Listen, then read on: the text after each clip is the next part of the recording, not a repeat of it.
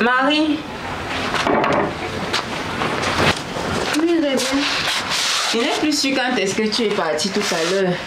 Je constate que tu viens d'entrer. Oui, je viens juste d'entrer. J'espère que tu sais au moins que nous sommes programmés pour la sortie d'évangélisation ensemble. Cela a été programmé dans le forum depuis. Et j'ai même constaté que tu avais lu.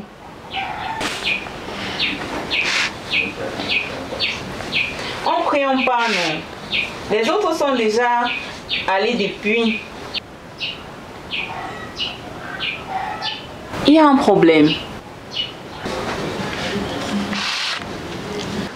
Rebecca, pour te dire vrai, l'affaire d'évangélisation là, je ne suis plus très chaude. Toi-même, tu sais que j'assiste et je participe à toutes les activités du groupe sans me plaindre. Mais l'affaire d'évangélisation là, je mets d'abord une pause. Mais pourquoi?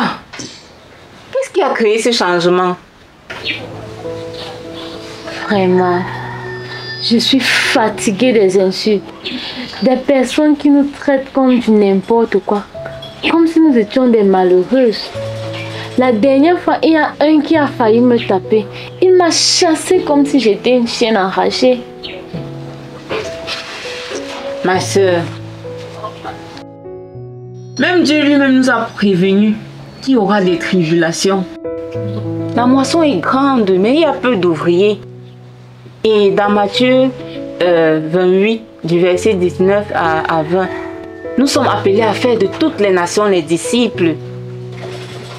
Évangéliser, c'est un devoir impératif. Il y a plus de joie dans le ciel pour une âme, un pécheur qui se convertit, que pour 99 justes qui n'ont pas besoin de repentance. Là, c'est Luc 15, 7. Je n'en disconviens pas, ma soeur. Ce que tu dis est très juste. Mais ce qui me fait plus craindre est que la zone où nous partons évangéliser là, il y a trop de délinquants là-bas. Ne t'inquiète pas. Le Seigneur, en nous envoyant, a promis qu'il sera avec nous jusqu'à la fin du monde. Et sache que celui qui n'annonce pas l'évangile est quelque part égoïste, car il a été sauvé gratuitement et refuse de faire bénéficier les autres. Évangéliser, c'est un devoir impératif pour tout chrétien. Si l'évangile n'est pas prêché, comment est-ce qu'il sera répandu? Et comment est-ce que les autres connaîtront la vérité? D'accord, ma soeur. Tu as parfaitement raison. Que le Seigneur me pardonne. Il t'a déjà pardonné. En priant pas, non. D'accord, ma soeur. Seigneur, tu dis dans ta parole que tout territoire que nos pieds fouleront, tu nous le donneras en possession. Père, nous voici sur le champ de mission. Seigneur, merci pour ta promesse qui dit que tu seras toujours avec nous chaque jour. Père, merci parce que tu es fidèle. Père, merci parce que tu es au contrôle jusqu'à notre retour. Au nom puissant de Jésus. Amen. Amen. Ok, allons-y.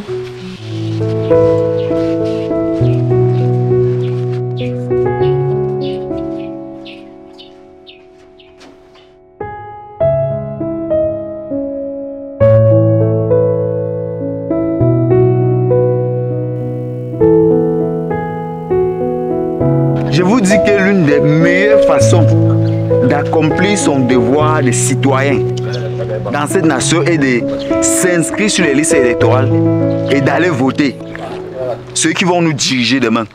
Voilà les élections présidentielles qui sont proches. Ah, car mon ami, laisse-nous ça, Caleb. Vous êtes toujours les donneurs de leçons, mais jamais des exemples. Tu dis allez voter. Toi, tu n'es pas citoyen de ce pays. Mais je parle en tant qu'exemplaire de ce que je suis en train de dire. J'ai ma carte. Voilà ma carte d'électeur. Ah, c'est les citoyens.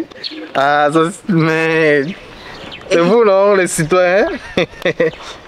Mais pour te dire vrai, man, tout ça ne sert à rien. C'est le NDEM. On connaît le système. Avec vote ou sans vote, tout est déjà calé. On connaît les qui est élu, man. Ça ne sert à rien tout ça.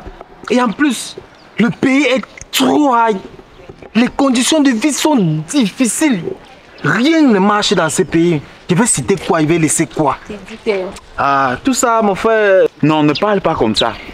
Si chacun de nous partait s'inscrire pour voter, c'est que dans notre pays, il devait avoir moins de fraude. Dans tous les cas, moi je n'ai pas trop de temps. Et en plus, nous on n'a pas de problème. Papa et maman ne se plaignent pas. Ah bon? Le jour où papa et maman ne seront pas là, je veux voir comment tu vas faire. Ah, c'est les amis, attendez. Vous ne voyez pas ce qui se passe dans notre pays, Caleb? C'est lui qui ne voit pas. Hey, oh, Lumbugo, Canada, mon type. Il est comme toi-même qui est en train de nous parler là. Demain, il y a que tu es seulement au Canada, même sans nous prévenir. Voilà une opportunité qui se présente devant nous. Je vois là 3 ans que le Seigneur appelle à lui. Alors allons les évangéliser. Les gars sont allés jusqu'à créer même un adage là qui dit que tout Camerounais est un Canadien qui s'ignore. Mais mon frère, le pays c'est là, c'est les risques. Mais Je suis sérieux. on va prendre le pays si on va partager l'argent. Attends. Non, je suis sérieux. Allez, écoutez mes conseils, allez vous inscrire. Je suis sérieux. Sinon, de toutes les façons, Hello. tu as quand même raison. Hein. Bonjour. Je vais aller m'inscrire et voter. Mais ce serait pour remplir les formalités, man. Je vais voter avant que ça sorte comme ça sort. En tout cas, allez vous inscrire. Bonjour les amis. Didi, c'est comment avec vous? Le bonjour est forcé. C'est quoi de courber la tranquillité des gens jusqu'à ce que vous insistez? Vous ne voyez pas qu'on cause. Ouais, vraiment désolé. On ne voulait pas vous déranger. C'est juste que nous avons cru que vous ne nous avez pas aperçus. Il y a un souci? Pas du tout. En fait, moi c'est Rebecca. C'est ma soeur Marie. Nous avons décidé de sortir un peu pour partager l'évangile avec des personnes. Et quand nous avons vu, nous avons décidé d'échanger avec vous. Et donc vous voulez nous dire que dans tout ce quartier, vous avez manqué des personnes pour partager avec eux? Ou c'est parce que vous nous aimez trop? D'abord, même votre habillement montre que vous n'êtes pas de notre génération. Allez plutôt voir les pères et les mères, ils sont nombreux au quartier. Assez à la calme, baisse même le niveau, non? Vous savez, dans la vie, il faut savoir saisir les opportunités quand elles se présentent à nous. De quoi il s'agit exactement, madame? Cela est un peu lié au sujet que vous causiez tout à l'heure. En effet, s'inscrire sur la liste électorale et de voter est très bien. D'ailleurs, nous aussi, nous nous sommes inscrits. Mais nous pensons également que le changement commencera par chacun de nous de façon intérieure. Et cela ne peut commencer que par le message du salut. C'est-à-dire la bonne nouvelle. Mais, Didier, quelle est la nouvelle que vous pouvez me toquer là maintenant? C'est la bonne nouvelle. Qui va brinner toutes les solutions à mes PB? Mais, la bonne nouvelle, mon frère, c'est encore quelqu'un système comme ça, non? Mais, je vous ai dit de vous calmer. Calmez-vous. La bonne nouvelle, c'est encore... Calmez-vous. Calmez-vous. Madame, soyez plus claire. Pour être plus clair, Dieu vous aime et a un projet pour vous. C'est la raison pour laquelle nous sommes sortis pour parler de Jésus-Christ et de son œuvre à la croix pour votre vie. Donc, si vous permettez, nous allons parcourir cette brochure, les 4 lois spirituelles. Dis donc, laissez-nous les histoires là. Si vous avez faim, dites-nous plutôt, on vous trouve de quoi manger que de nous embrouiller depuis. Vous savez, madame, je vous ai accordé le bénéfice du doute, pensant que ce que vous devez nous dire devait être quelque chose de très sérieux. Mais là, je suis surpris. Je suis même stupéfait même. Que vous soyez encore naïf à ce point. Qu'à votre âge, on puisse encore vous tromper à ce point. Mais, qu'on puisse vous tromper. Moi, vous êtes gâté avec l'histoire de Jésus. Vous êtes là, vous trompez vos maris. et vous prenez vos biens, vous partez donner à qui je ne sais. Vraiment. C'est vous qui utilisez le nom de Jésus pour dérouter les enfants des gens et pratiquer avec leurs organes ici dehors, non? Regarde même celle-ci là. Oui, celle-ci qui me regarde avec ses yeux là. Avec ses gros yeux. Elle est là comme si c'est le diable en personne qui l'avait seulement béni. Regarde, mais mauvais, easy, pourquoi il fait quoi? Dis derrière les gens. Les gens sont tranquilles dans les. Tu as entendu ce qu'il a dit? Tu vois ce que je te disais, non? Qu'est-ce qu'on a fait de mal? Vous faites souvent quoi de mal? Calme-toi, tu vois, non? Ils ne savent pas ce qu'ils font. Laissons-les, pardon. Tu dis que je me calme. Oui, calme-toi. Tu as même entendu ce qu'il a dit? Que le diable m'a béni en personne. Moi, enfant de... Il t'a pas béni? Mon ami, je le calme. Elle me connaît pas. Elle va faire quoi? Laisse-la un peu. Non, ne la mets pas. Elle va faire quoi? Elle te protège. Elle va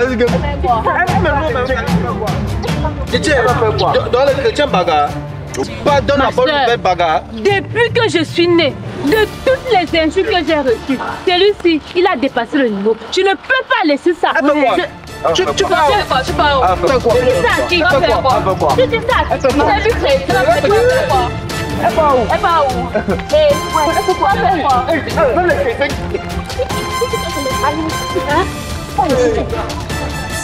Calme-toi, calme-toi. Ouais, laisse tomber, calme-toi. Il dit ça à qui? Calme-toi. Il dit ça à qui? Calme-toi, Marie. Il dit ça à qui?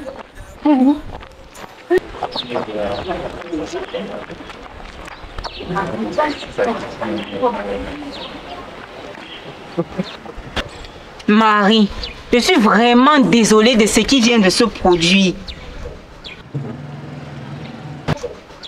Et en même temps, je n'attendais pas cette réaction venant de toi. Quelle image pour nous chrétiens? Alors que c'est nous qui enseignons aux gens la tempérance et la maîtrise de soi. Je le redis encore, ma soeur. La mission n'est pas facile. Jésus lui-même a subi des tribulations de toutes sortes. Les apôtres par lesquels l'Église s'est répandue ont été martyrisés. C'est Dieu lui-même qui attire les cœurs à lui. C'est Dieu lui-même qui attire les âmes à lui. Alors, si nous allons quelque part et nous ne sommes pas reçus, nous séquons juste la poussière sur nos pieds et nous continuons.